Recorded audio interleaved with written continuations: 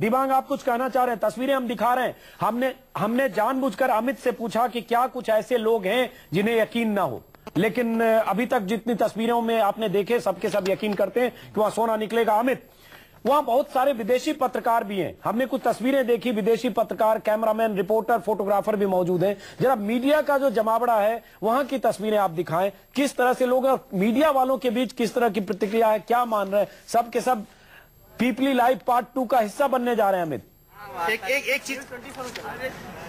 एक चीज मैं आपको जरूर बताऊंगा कि यहाँ पर जब आप सवाल करें तो उस दौरान कुछ लोगों ने ये जरूर पूछा कि हम इसलिए भी आए कि क्या सोना का हिस्सा भी मिलेगा। ये भी महत्वपूर्ण है। कई लोगों को लगता है कि वो हिस्सा मिलेगा कि नहीं मिलेगा।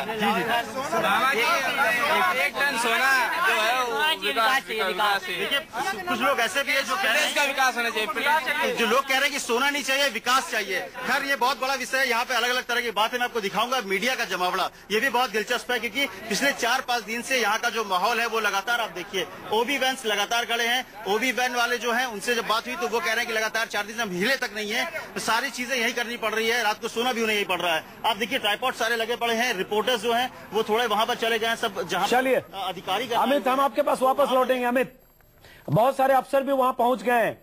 अमित, हम आपके पास वापस लौटेंगे, लेकिन कुछ अफसरों से अमित आपको बात करनी चाहिए और जानने की कोशिश करनी चाहिए कि ये जो सरकारी अफसर हैं, पुलिस अफसर, एसपी, डीएम, वो क्या मान रहे हैं। क्या उन्हें भी लगता है कि वहां सोना दबा हो सकता है 1000 टन, 100 टन, 500 टन? जरा अफसरों से बात करना बहुत जरूरी है, क्योंकि ये तो भीड़ है। भीड़ हो सकता है अपने साधु संत की बात पर यकीन करने वाली इस देश में बहुत बड़ी जमात है। आसाराम पर इतना बड़ा इल्जाम लगा और उसके बाद भी उनके समर्थक अंधभक्त हैं जो आसाराम और नारायण साईं को बेदाग मानते हैं। तो कई बार भीड़ की मानसिकता या भक्त की मानसिकता बिल्कुल अलग होती है। थोड़ा अफसरों से जानने की कोशिश करिए, अफसर क्या सोच रहे हैं। क्या किसी दबाव में खुदाई करने आए हैं?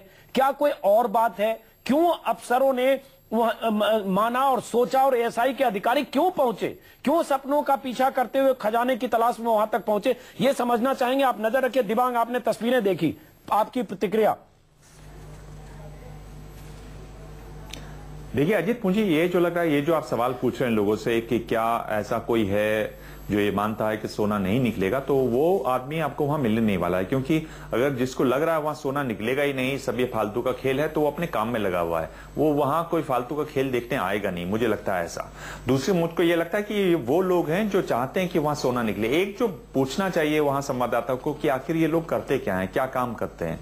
आप ये देखिए कि क्या बात है कि थोड़ी सी खुदाई होती है, कुछ वहां पर पहुंचते, तो इनकी जिंदगी में ये एक बहुत बड़ा दिन है जब वो इतने ओबी वैन देखते हैं। मीडिया में जो लोग दिखाई, न्यूज पढ़ते हुए, न्यूज संवाददाता जो दिखाई देते हैं, उनसे वो बात कर सकते हैं, हो सकता है। लेकिन दिबांग, सिर्फ ये आकर्षण नहीं है। दिबांग, ये तो ठीक है, लेकिन मैं दिबांग, आपने एक बात कही, एक पहलू है, लेकिन ये जो मैं उस पहलू की बात कर रहा हूं क्योंकि सबके सब सपना और सोना को सच मान रहे हैं। हमारा सवाल यह है कि कोई भी उस पर शक सुबह खड़े नहीं कर रहा है।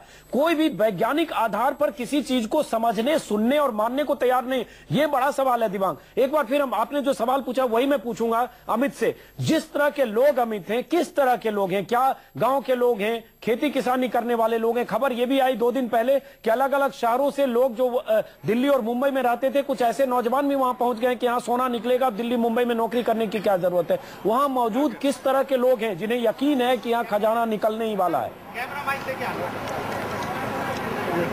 देखिए, मेरे साथ बहुत युवा लोग हैं, उनसे ही पूछ लेते हैं, आप क्या करते हैं, आप क्या करते हैं, यहाँ पे क्यों आए हुए? मैं यहाँ शोभन सरकार, क्या आप क्या करते क्या हो?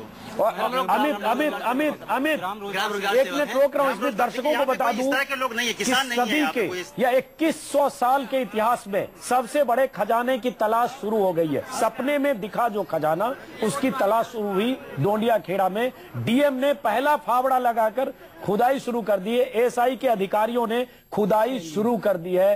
सपने में दिखे खजाने की तलाश शुरू हो गई है। इतिहास बनने जा रहा है। इतिहास में तथ्य होता है, ये भी एक इतिहास है। ये इतिहास कल को तमाशे में दर्ज हो जाए या तमाशा इतिहास में दर्ज हो जाए, लेकिन एक सबसे बड़ा तमाशा कहें या सबसे बड़ी तलाश कहें, सबसे बड़ा खजाना कहें, जो कुछ भी कहें, डोंडिया खेड़ा लाइव आप देख रहे हैं, तस्वीरें वहां से लगातार आ रही हैं। अमित, जल्दी दिखा दो। नहीं देखिए, यहाँ पे वही मैं दिखाना चाहूंगा, लोग जो है वो सच में, मैंने कोई ऐसा कोई किसान नहीं है यहाँ पर। जो लोग आए हैं वो आसपास इलाके के काम छोड़ कर आए हैं। लेकिन आप यहाँ पर जो आए हैं क्यों आए हैं? सर, हम यहाँ शोभन सरकार को जो आश्वासन दिया गया जी, एक कौतूहल बना हुआ है, माहौल बना हुआ है, उसी को देखने के लिए 1000 टन सोना उन्नाव जिले में निकल रहा है।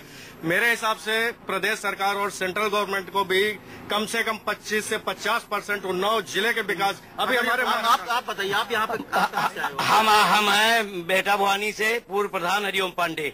मैं ये कहता हूँ शोभन सरकार की बात को कोई कंसिडर नहीं कर सकता। चलिए अमित, ब्रेक के बाद वापस लौटेंगे। अमित, आपको बीच में रोकना पड़ रहा है।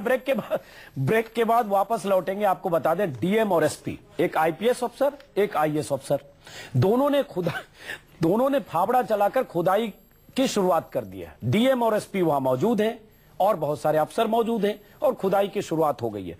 पहली बार ऐसा होगा कि सपने के आधार पर SI, archaeological survey of India, किसी ऐतिहासिक धरोहर, ऐतिहासिक किले की जमीन की खुदाई कर रही है। एक नई बात इस सदी में, 21वीं सदी में आप देखने जा रहे हैं। चांद और मंगल पर बस्तियां बसाने की कल्पना करने वाले लोग और तैयारी करने वाले वैज्ञानिक युग में खुदाई हो रही है एक सपने की।